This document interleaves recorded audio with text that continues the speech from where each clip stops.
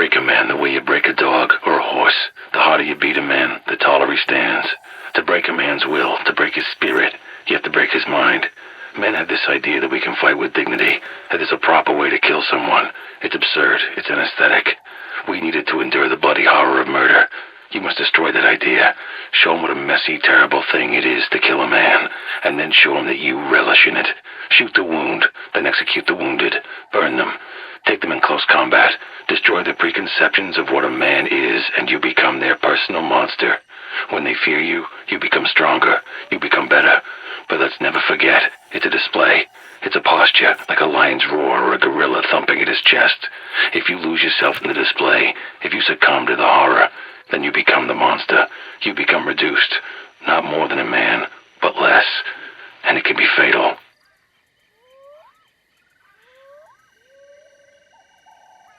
Where do you get the weapons? It's a romantic notion that they all came out of the Soviet Union after the collapse.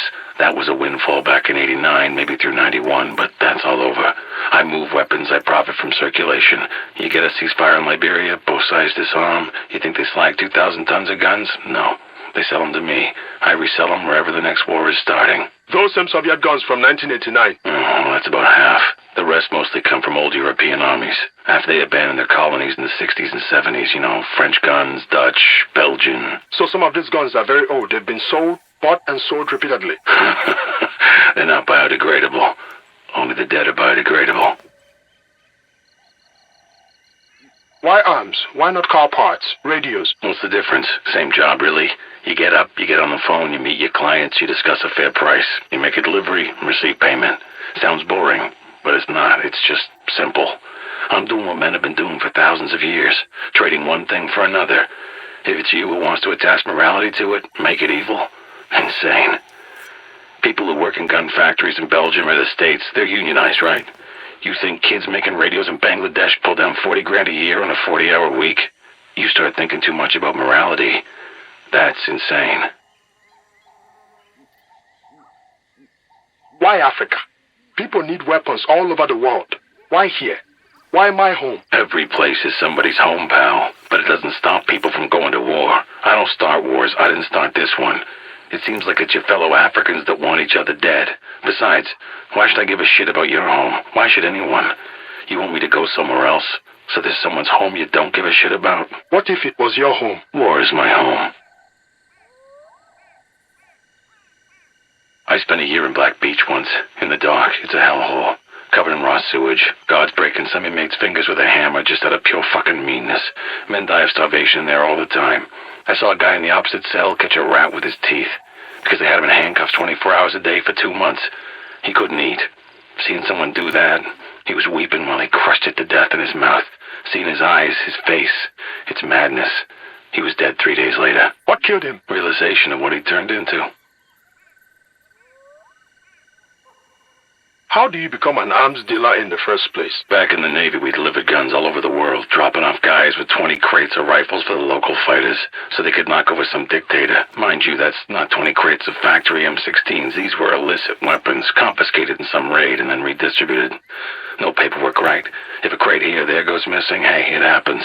Military teaches you 2 things: how to deal with bureaucracy and how to avoid it. Learning how to avoid it means learning how to deal in arms. You muster out, you apply what you learned. Every gun runner I ever met got his start that way, losing illicit weapons in transport with national militaries. Do you ever choose sides in a conflict? I did it once. It was a bad idea. Cut my profits in half, almost got me killed. Never again. You sell to both sides. You can help level the field, stabilize the market, draw out the conflict, and make more money. A big sale to one side doesn't generate repeat business. Both the APR and the UFLL are using my weapons. Now they're in detente. Both sides are stockpiling. Less violence, more spending. It's perfect. But it's anarchy. Thousands are dead. Hundreds of thousands are displaced. If I pick sides, few will be displaced, but more will be dead. And I would probably be one of them. Have you ever refused to sell weapons to anybody? I'm a humanist. I don't judge. Maybe you would. I couldn't sell arms. Bullshit, Reuben. You have all the skills to be an arms dealer.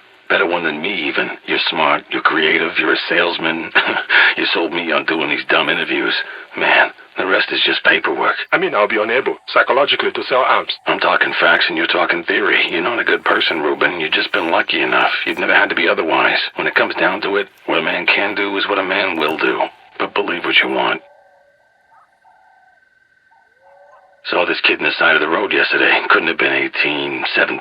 Had a shotgun across his lap and a dead APR half in the ditch next to him. A couple of close-range blasts of that 12-gauge tore up big chunks of hamburger on his torso. Kid was lifting up the guy's leg, taking his boots. Kid just looked tired. Just beaten down, ragged, tired, old. Kid that age shouldn't look like that. What do you think you're going to achieve with this interview? You think somebody in the Pentagon's gonna read it and come after me? Shit, no. I'm a necessary evil. They want me here. They're glad I'm here.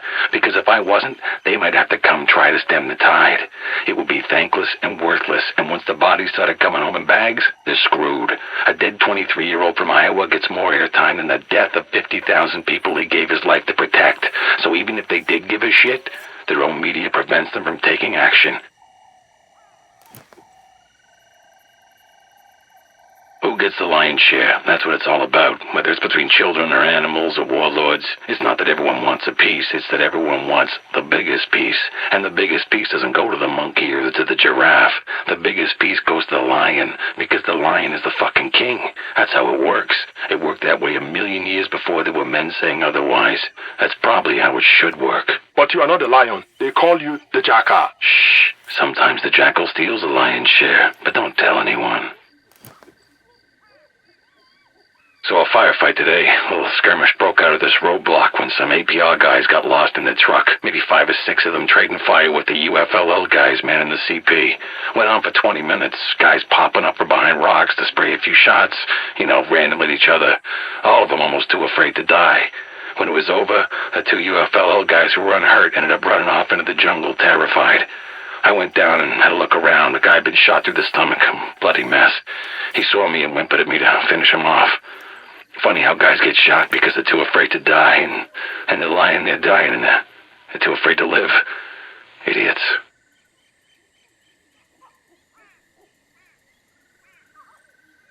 You see these APR kids or UFLL kids or whoever's listening to these damn broadcasts on the radio. Bantue, Tambosa, I can't even remember who, because what's the difference? Glassy-eyed little shits shouting out in support of whatever propaganda, lies, bullshit's being spouted at them. It's absurd. These guys are already dead. They're blowing each other away for someone else. Tambosa, Bantue, UFLL, APR. There's no popular resistance, no liberty or labor. There's no ideology at all. There isn't even a desire to win. There's no sense in it. No sense in it at all. What would it matter if we butchered the lot of them? Would it change anything?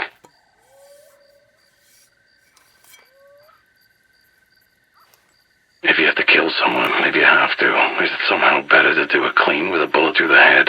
Is it somehow worse to chop him up with an axe? And what if you have to kill 10 or 100 or 1,000? What if in doing it you save 1,000 or you spare 10? What if you save yourself? What is the measure of a man or of his murder? By what insane calculus can we answer questions like these? Should we even try?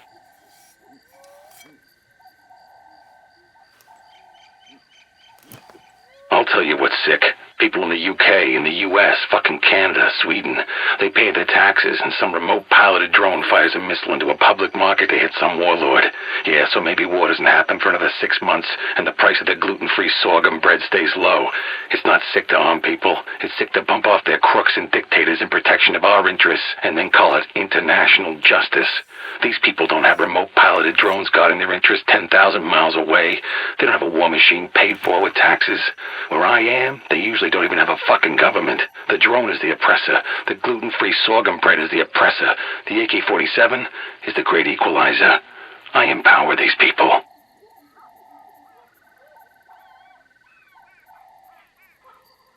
The mountain, through the desert, whatever. The hard part is moving them inside the country. Whenever you get stopped, you gotta bribe someone to shoot someone, and not good for business. No, once you're inside, you want to hand off as fast as possible. Let the customer deal with it. How do they move a shipment? I delivered 300 kilos of C4 to Bantue about 6 months ago. He showed up with a dozen of his men, dead men. He packed C4 into the corpses, figured no one would search them. Smart guy.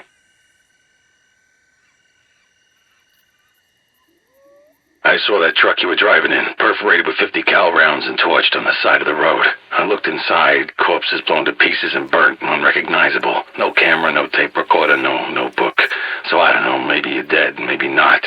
Maybe you'll find these stupid tapes and do whatever the hell you wanted to do with them. Or maybe the interview's over. Wasted words, wasted life. Maybe I'll see you soon.